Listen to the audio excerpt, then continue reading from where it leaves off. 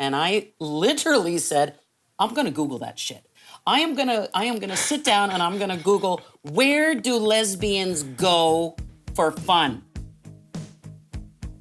Hi, my name's Kay Anderson, and you are listening to Lost Spaces, the podcast that mourns the death of queer nightlife.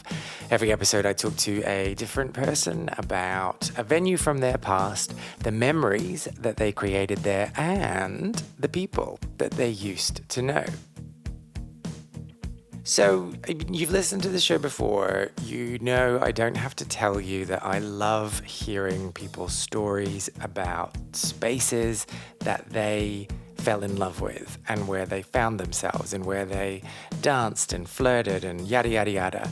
But do you know what else I really love?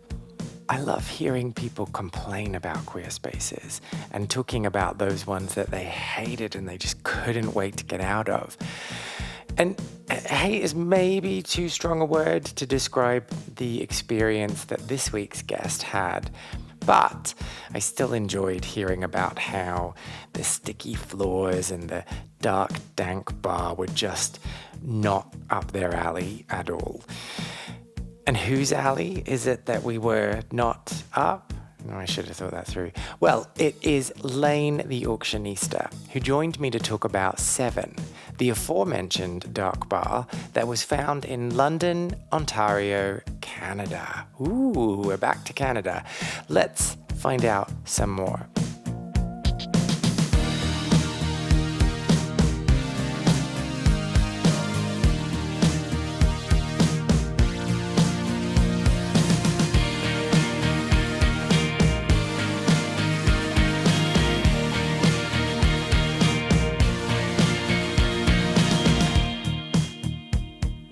So, you came out quite late in life.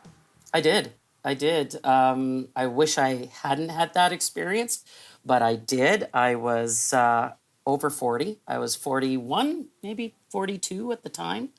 So yeah, we were kind of like late to the party, both of us. So we were just trying to figure out, how do we find the party and get included in the party? So where do lesbians go for fun? We had no idea. So Well, wait. Before we get there, Uh-huh.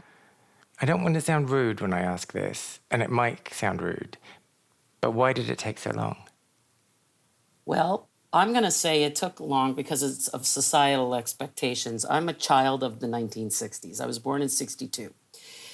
I think I knew that, I did know that I was different by the time I was 7 years old. I felt things inside myself for sure. And I just kept on doing life the way society expected. And in Toronto, Ontario, in my life, in my circumstances, there was no discussion about what gay is or what homosexuality is. It was not even a discussion point.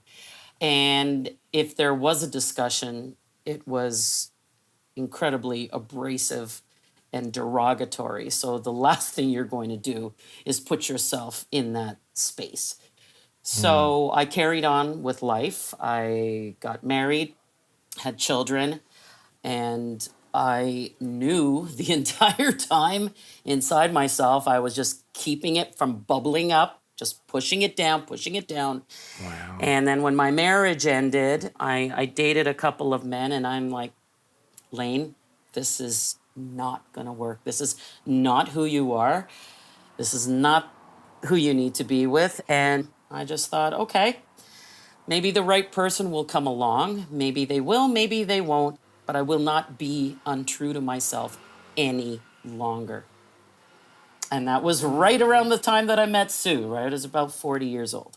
So do you remember, was there a moment when you were like, no, I need to do this differently? Or was it just accumulation of little moments? It was a moment. I was with this guy that I had been dating for a while, just a really nice human being. But the boring. attraction was not there. It was not happening. not happening for me. And that was it. I had to end it with him and say, I can't do this anymore. It's not working for me. So off you go, and off I go. Yeah, and that was it. And I didn't know where to take it from there. My kids were not that old at the time, and I was very focused on them and not so much focused on me. And just like life goes, sometimes shit just falls into your lap when you're least expecting it. Oh, it feels like you're setting me up for the next question. What shit landed in your lap? Oh, wait. Are we talking about your partner? Yeah, we are. Did I just call your partner shit? Yeah, no, she is the most amazing shit in the world. At that time in my life, I was on the hunt for a new job. And I had applied for a job, and she interviewed me. And you thought, I know how to get this job. I'm going to turn on the job. I could not take my eyes off those leopard print stockings that she wore to that interview. Ooh. And I'm sure I answered all the questions very well. I was not quite knowledgeable in that field. And I just walked away from that interview thinking, I think I just found my person. I literally did. Wow. And had you ever felt that before? Never. This was brand new feeling, and my heart was racing. I was thirsty. I was, my brain was whirling, and I'm thinking to myself, there's no way in hell that I qualify or there's going to be interest, because she was in a relationship. And how did you know that from the interview? I saw the signs. You can tell. I don't know. Or she had a tattoo on her forehead saying, I'm in a relationship. Yeah, well, I don't know. We just get to... I don't know. I just knew it. And if I didn't know it, maybe I assumed it because I thought, what a catch this person is. Whoever the lucky man or human is who has her. And I thought, wow, I got to just start with being friends. So let's hope to God I get this job and that we can become friends anyway. Well, and that's... Oh, wow. And so how long did you have to wait to find out about the outcome of the interview? I waited well, she was heading on holidays. Oh, that's how I knew. She and her husband were heading on holidays, I think, after that interview for a couple of weeks. And then she had said, you'll find out. We have a couple more interviews to do, and then I will hear from her. So how agonizing was it to wait? It was like, okay, 9 more days to go, 8 more days to go, 7 more days to go. I had a very good feeling that I was going to nail the job.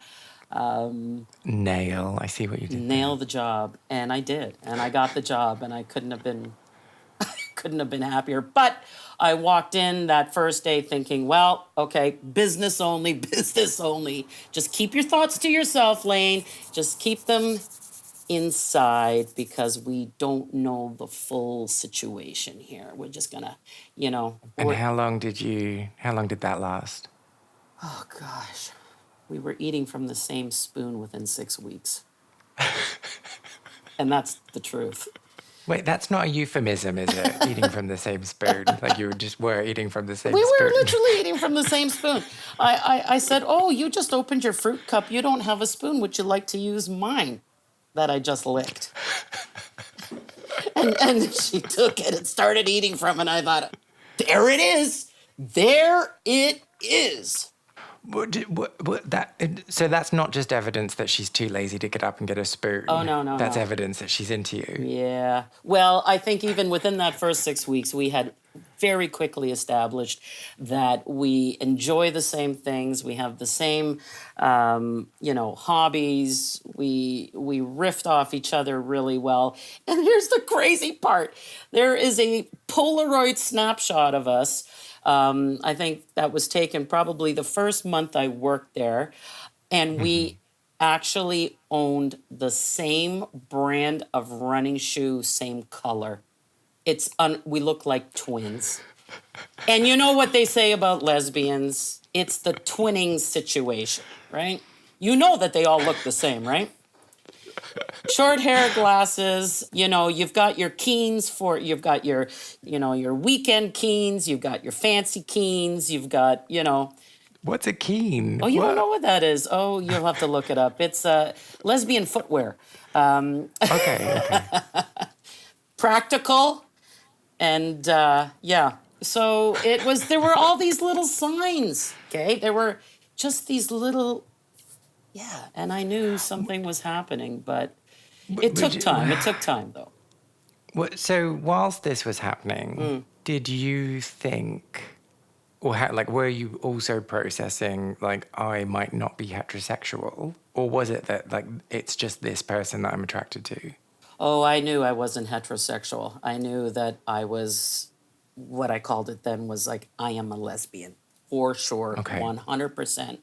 I identify as non-binary now, but yeah, I knew it. I knew it. And there was no question in my mind. I knew. I just didn't know where to go with finding them and looking for them. But how did you like? I can tell you are a super professional person. So how do you tell the person that interviewed you for your job, oh, hey, by the way, I'd quite fancy you and maybe we could go into the stationery cupboard and finger bang each other? Well, I took it a little slower than that. I took it a little slower than that. I said, we just get along so well. I can see that we're fast friends. I said, how would you like to go to a movie sometime? And she said, I would love to, Layne. And that's how it all started. And And what movie did you suggest? we went to see the Frida Kahlo movie. And we went on a Friday night in December, and the snow was gently falling. It was like a Harlequin romance, a rom-com made by Hallmark. It was the perfect evening.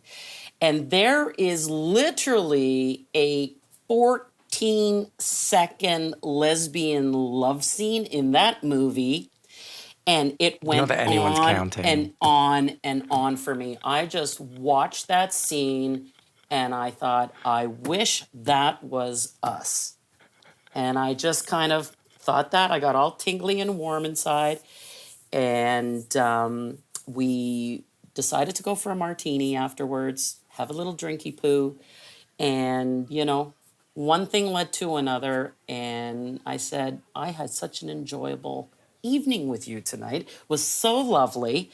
Again, I don't want to be pushy. And she leaned over and she said to me, I really want to be with you. And I said, hold it, hold it. Just stop right there. Because the whole room had turned into this spinning vignette for me. I said, I need clarification on what I want to be with you means. What does that mean? Does that mean you want to be with me, like you want to hang out with me, you want to be my friend? What does it mean? And she clarified and she said, no, I want to be with you. And then she leaned over and she kissed me. And I knew in that Wow. moment, that was it. This is happening. This is starting. And I have eyes for nobody else. And that was 20 years ago. And nothing has changed for me, how I feel about her. It is just as magical now as it was 20 years ago. In fact, it's better because we have gone through life as regular people who have shit and trauma and having to overcome difficult times. We have done this together, arm in arm. We are so strong. We know each other so well. We have neither of us has ever changed, has said to the other person, oh, you know what would make this even better? If you changed your hair, if you did this, or how about none of That's that? because you've got the same hair and the same shoes and the same clothes. That's so true. It's so true. It's so true. And, I have two children, and she is the mother of these two children as well. My kids have two moms. So it's been a beautiful thing. I am a very monogamous kind of person. I I feel secure in that. I feel safety in that. So it's been remarkable. It's been remarkable. But, and this line of questioning just betrays the fact that I'm a total slut, you've never ever slept with another woman. No, I Wow. don't want to. No, yeah, yeah. I Well, have no interest to. I trust Sue completely, and I have never had this sense that I want to explore or experience anybody else's body. I'm very loyal person. We're married and I'm committed. And if I was to do that, I would be not married to Sue anymore. And I don't want that. And there will be none of that until one of us is left alone, I guess, and to make those decisions. But no, I've never had a desire to explore anything else because I'm entirely content and head over heels in love. so, so, so that was like the moment that it happened. That was the moment when you were both like, yeah, this might be a thing. And I have to say, I really admire your quest for clarity in that. Like, just like, no, no, no, you need to actually like unpack that. I think that's top marks for that. What I'm interested in though is the weeks and months after that. What happened? And were you as confident and as locked in throughout that whole period? So a lot happened. I lost my mother to ovarian cancer about three months after this evening out, and this was a huge moment in my life because I wasn't out to my family. I had this friend Sue. We worked together. That's all fine. But the night that my mother passed away, my sister, my brother-in-law, we went to my parents' place to, we're grief-stricken. It was a completely unexpected passing. And I was there alone. Sue was actually with my kids, looking after them while we're sorting out our feelings and just the shell shock of all of this. And my brother-in-law said, I really think Sue should be here. And I was like, she's just a friend. She's just a friend. It's all good. And my sister's like, Layne, come on, what the fuck? Like, come on. Like, you think we're blind. You think we're stupid. I've known all my life that you're gay, but finally you're being true to yourself. She says, I'm going to go talk to Daddy, and I'll be right back. And I said, okay, you can go talk. You can do the thing. So she talks to my dad. She comes out and she said, Daddy would like to talk to you. And I'm like, okay, here it is. This is the moment. This is it. This is it. So he sits me down. We're in the den. And he said, honey, your sister told me about Sue and that you're a couple.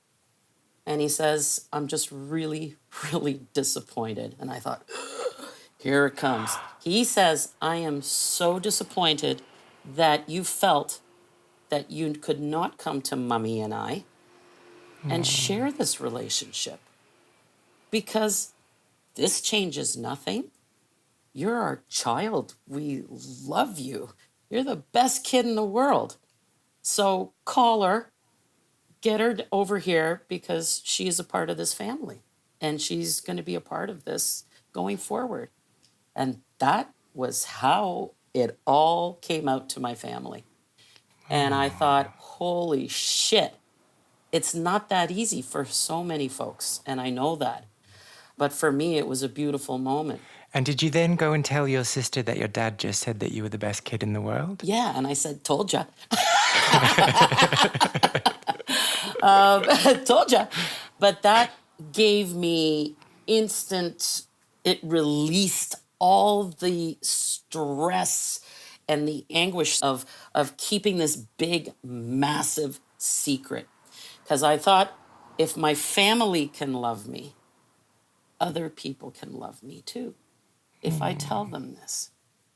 So our relationship kept progressing, and eventually Sue had to share with her family, and, with her parents, it was very similar.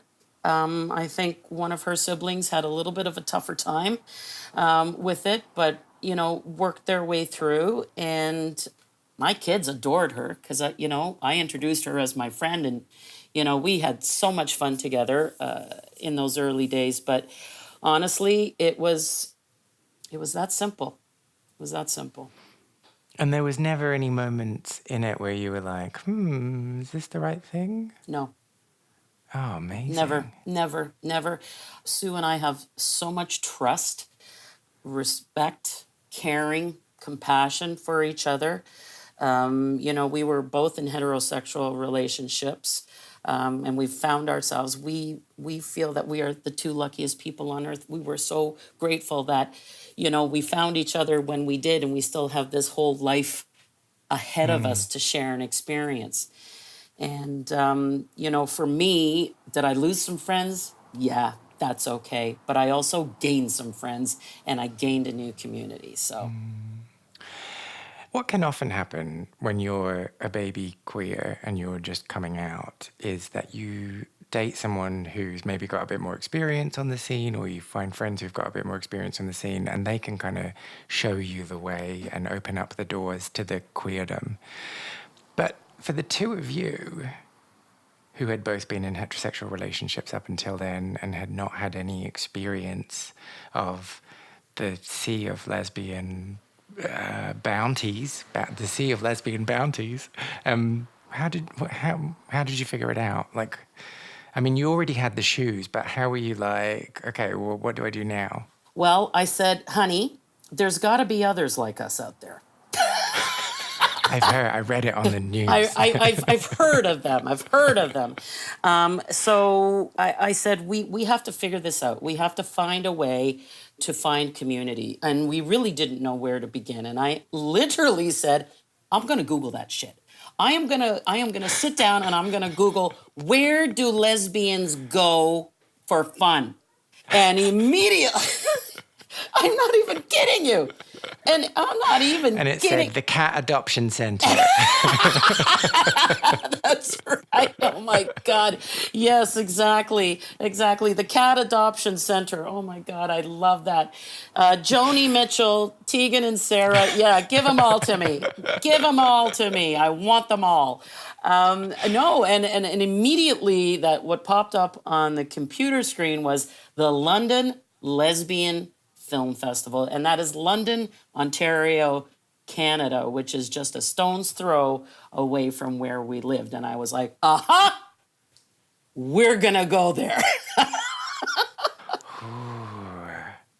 And were you just like steadfast, yep, this is it, this is us, we're off? Or were you like, oh, this is a bit scary? No, I said, you know what? We've got each other.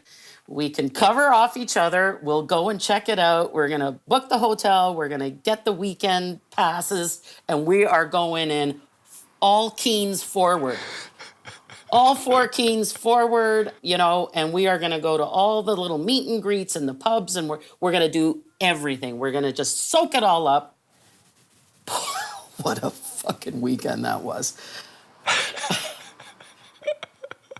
Well, you can't just say what a fucking weekend that was and leave it there. You have to elaborate. Why was it a fucking weekend? Well, who knew? Who knew that London, Ontario, one of the most conservative cities in Ontario, it's a nice insurance town. All you see is like the typical stereotype of insurance salesperson, the little overcoat, the little black attaché case. Very conservative town, insurance town, but hosts the largest lesbian film festival in North America. Oh, crazy. Wow. What is going on here? So, sure, we arrive, and sure enough, there they all are, and it's what they called Lesbian Christmas. Lesbian Christmas, hundreds and hundreds, and I'm talking from across Canada, and the States too. I mean, they were driving up from Michigan and New York State, and they were coming from everywhere. I think even we have a couple of folks from the UK there too. Like it was a pilgrimage. It was an absolute pilgrimage. And here we are two newbies navigating this thing. So what happens then when you've denied yourself of lesbians for your entire life, and then you throw yourself into this? It is a sea of It's a lesbians. sea of lesbians. And you know what? The crazy thing is of course, I knew nothing at the time about what's a femme, what's a butch, what's who are these, what is the language? I knew nothing about that. Absolutely nothing. And the first evening there was a dance party, and we walked in, no word of a lie. We walked in, we looked around, and it seemed like everybody knew everybody. And we were we were just these two people that were like, okay, how are we going to navigate this? And here's an interesting story. We walk in, and the first table we see, a bunch of gals sitting there, and we walk towards them, and one of them said, "Hey, are you two new in town?" And we're like, "Oh fuck, you have no idea how new we are, because we're just not new in town. We are new to this whole world." And one of them said, "You know what? Sit down, come join us at our table." And that person who said that, we just got back from a Mexico trip with them. We are extremely close friends. And she has two 16-year-old children now. And that first person we met, we have a very close relationship with. And that was the beginning of it. That was the beginning. Wow. We saw shit there that weekend that it's like, wow, this is fucking wild. This is amazing. This is like a whole culture unto itself. So when you say wild, are you talking about the movies, or are you talking about what happened outside of the movies? Well, the movies, it's like lesbian erotica. It's like, what the hell is. Neither of us had never seen anything like that. And some of it was raunchy, some of it was very passionate and, cinematic, so to speak. I think it was just this camaraderie that was just so blatantly obvious. Just women of all shapes and sizes, women who are clearly, comfortable to be themselves, to represent, to dress, the drag shows, all the stuff that was happening. It was incredibly empowering, incredibly validating, and it felt safe. Sue and I live outside of Toronto, and I remember early on in our relationship, we're like, wouldn't it be nice to just go somewhere and walk down the street and hold hands? Let's Google that shit. Let's see where we can do that. Where do lesbians go that can hold hands? Bam! Toronto! We're gonna go to the beaches. So we drove to Toronto, fucking parked the car. We got out onto the sidewalk, and I said, hold my hand. We are gonna walk down the street, and we are gonna hold hands, and we're gonna feel okay about it. Like, Kay, this is how it was for us. That's not even that long ago. Well, I mean, that's what it's like for tons of people, though. That first moment when you're like, yeah, I'm going to do this, even though my body is saying, don't do it because people are looking at you, don't do it because people are going to yell abuse at you. I'm going to do it, and I'm going to take up space. That is fucking terrifying. It is. It felt so good, though. It felt so good. After 4 decades or 3.5 decades for me of hiding and keeping it in the closet and not feeling safe, that burden was beginning to lift. That burden was lifting. And so when you hold hands in public now, do you still get those thoughts, those little like, oh, is someone looking? Is this all right for me to do? Or are you just completely over it now? Oh, I'm so over it now. And I'm hoping that people are looking.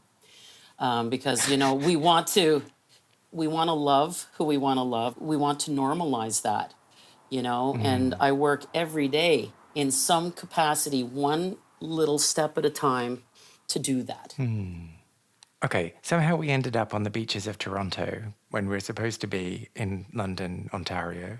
I love saying London, Ontario. It's just fun. It's fun to say in that order. Anyway, where does Seven come in to play?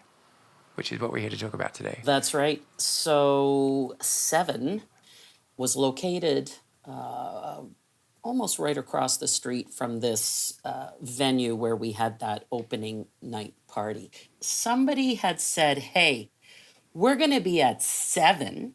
Why don't you and Sue come by to 7 and have a drink with us? And I'm like, yes, yes, and yes. So the problem was I couldn't find the front fucking door to 7 because the whole building, the front of the building was black. Everything was black. It was like, we don't want anybody to know that 7 exists. We don't want anybody knowing where the door to 7 is because we don't want the wrong people coming in. I was like, where the fuck is the door to this place? We found the door and we walked in and there was the gal that we had met. And she was there. So I thought, okay, this is great.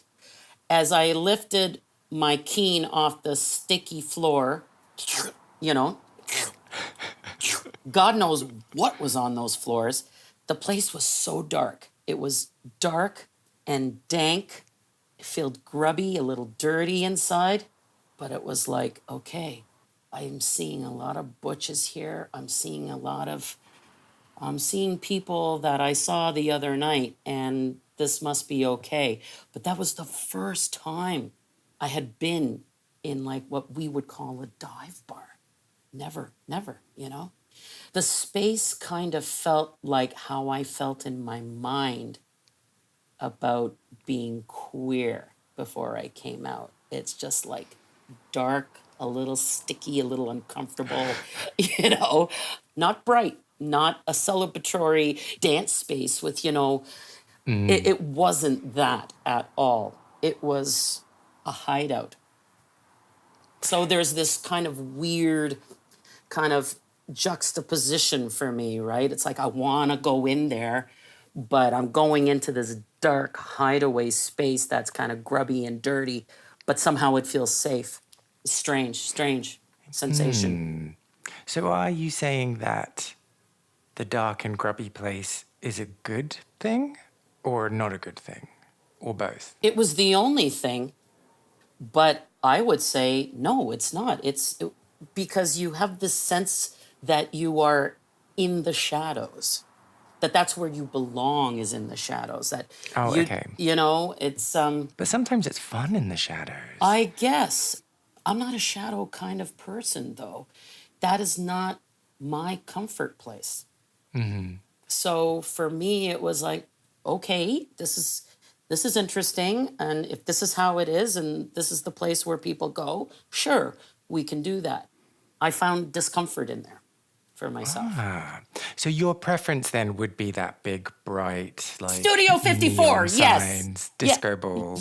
Yes. Okay. Yes. Celebration, but that's not what it was. And it wasn't until many, many years later that London, Ontario opened a gay bar called Lavish, which actually was that.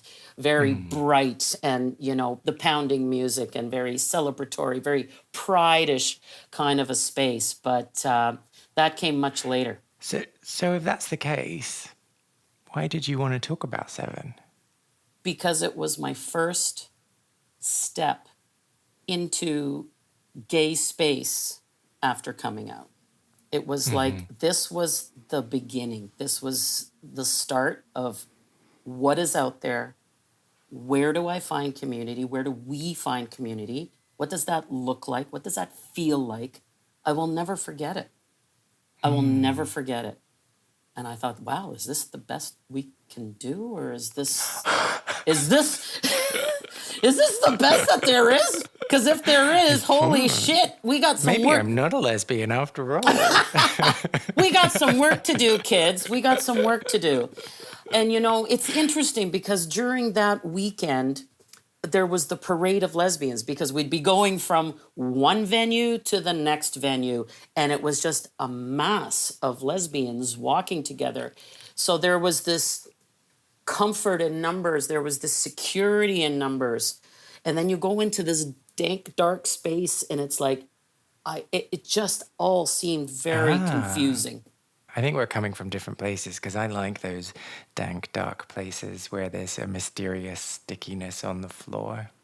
No, I have a little OCD, so I don't really like the dirty, sticky places at all. You know, I'm a bit of a dandy. I have indoor shoes and outdoor shoes, Kay, and you know Well, that's just sensible. it is, and I don't like feeling dirty and muddy Not and even like on a night out where it's like, oh, this is dangerous. And oh, no, I'm not going to convince you of anything, am I? No, I tried it. I tried it again. Listen, I tried it again. I went to a bar in Toronto and to see a band called Vag Halen. Vag Halen. I walked into this bar with a couple of friends. Sue was, I don't know where she was at the time. I think she was working in Egypt, I think, at the time. And I went into this bar with my friends, and my mind went right back to Seven. I thought, holy shit, here we are again. It's like 15 years later, and I'm in this dark, dank space. And it took me right back. It took me right back, and I didn't love it. I was like, am I drinking out of a clean cup or not? Do I even dare go into the washroom? So yeah, it's not my jam at all. Yeah. Okay, well, we'll just agree to disagree. I think that's fine. And I can join you at the big, bright nightclubs. I can enjoy that as well. So, Yeah. you know, it's not like we have to never see each other again. I wanted to ask a question about the word lesbian. So obviously we talked about the London Lesbian Film Festival, and you talked about referring to yourself as a lesbian at that time. But since then, you have come out as non-binary. Was it hard letting go of the word lesbian? No, because it wasn't feeling right anymore. But it felt right in the first place. It did. It did. And I also changed my first name around that time as well. So I let all of that go. It wasn't feeling right for me any longer. I think it hadn't been feeling right for a while, but I just hadn't gotten to that place where I was like, you know what? No, this is who I am, and this is how I feel about myself, and this is how I would like to represent myself. I feel like I'm in the perfect place at the perfect time in my life.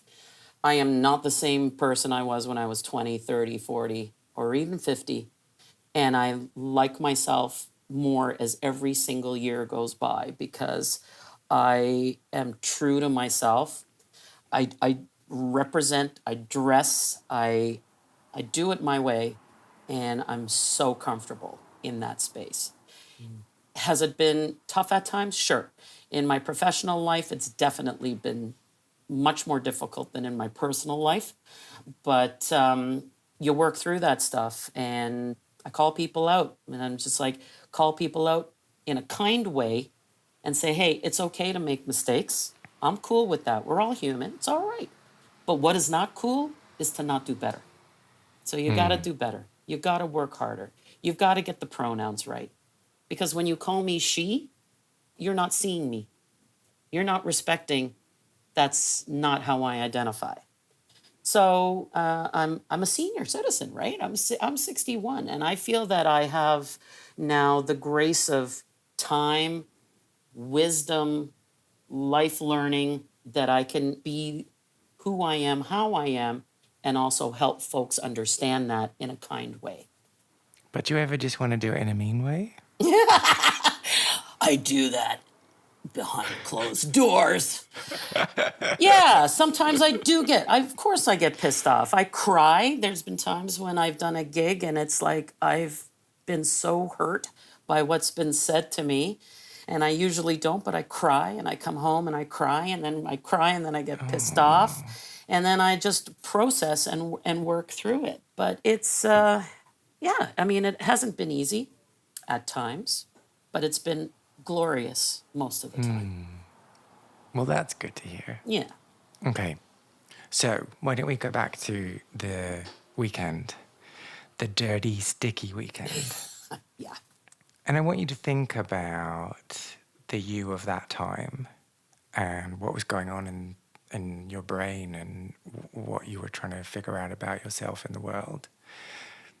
What do you think has been the gift of coming out later in life? When you asked that question, my immediate response was, it wasn't a gift. I often think to myself, if I had come out sooner, if I had really been authentically myself, wouldn't that have been just a little bit happier life for me? At the same time, that didn't happen. And so I think the gift for me was that I was clear on who I was. I was clear that I wasn't going to live the second part of my life the way I lived the first part of my life. So I was committed and I was clear. And I think the greatest gift for me was finding my partner. I am a dog. I'm a dog. And when I say that, I mean, I think that there are two kinds of people. It's like the cat. So the cat person is like, oh, it's Friday night. Excellent. I'm going to get a cup of tea. I'm going to curl up on the couch and I'm going to read my book and I love my space and self-care. That is not me. That is not me. I need people. I want somebody to say, Layne, I got a ball. I got a ball. Come on. Let's go throw the ball. And I'm like, yeah. I need a person.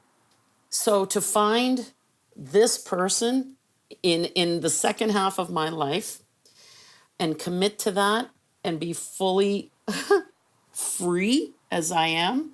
So that was the greatest gift. And I think that also made me a better friend, a better mother, just a better human being, right? Because when you're completely free, then that's when we thrive, when we feel our best and we can reach our full potential.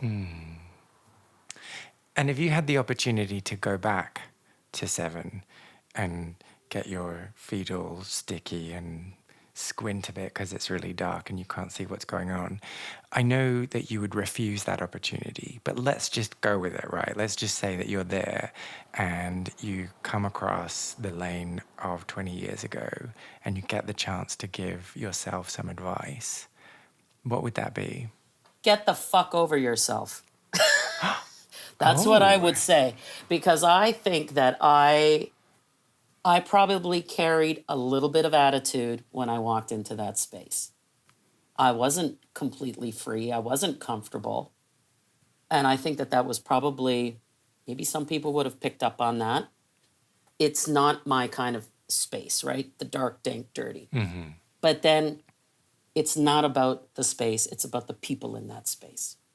And I think if I had not been closed off immediately to how the space looked, the physical space, then I might have had a different human experience in that room.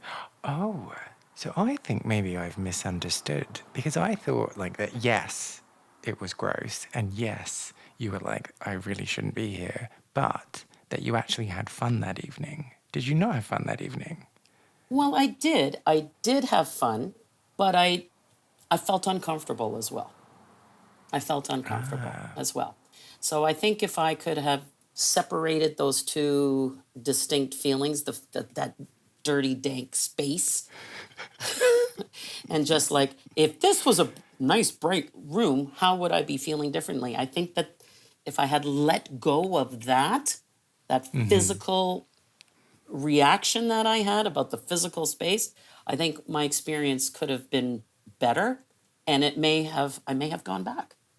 I think we only went back one more time after that. It was But I don't know if I agree because spaces are created in a certain way in order to attract and to repel certain people. So if it wasn't your vibe, then it wasn't your vibe, and then you just don't have to go back, and there's nothing wrong with that. yeah. But having said that, it is really interesting that this is the space that you wanted to talk about today. Yes. When actually, if you had a bulldozer, you would probably go and knock that building down. But it represents a big moment in my life. It really, really does. It was when that door swung open, I was stepping into my future of what I really did want, right? Is to find my community and exploring spaces like that. It was the first step. It's important, and I will always remember it. I can see it so clearly in my mind. I can visualize it. And that experience has made an impact on me. Do you have any memories of those sticky floors in Seven? Or maybe sticky floors from your own queer scene that you want to share? Well, if you do, then all you need to do is get in touch. I want to create the biggest online record of people's memories and stories of queer clubbing, but I can't do it alone and I need your help. Go to lostspacespodcast.com, find the section Share a Lost Space, and then tell me all about what it is you got up to. You know you want to, right? And if that's all a bit too much, you're not quite ready to tell me your whole life story just yet, but you still want to say hello, why not find me on Facebook or Instagram or TikTok actually, where my handle is Lost Spaces Pod. Find out more about Layne by following them on Instagram at The Auctionista or visiting their website, which is auctionista.ca. And no need to worry, I have all of this information included in the show notes for this episode. If you enjoyed this chat, if you enjoyed this episode, I would really appreciate if you took the time to subscribe, leave a review on your podcast player, whichever one you're using to listen to this, or just tell other people who you think might be interested in giving it a little listen too. My name is Kay Anderson, and you have been listening to Lost Spaces.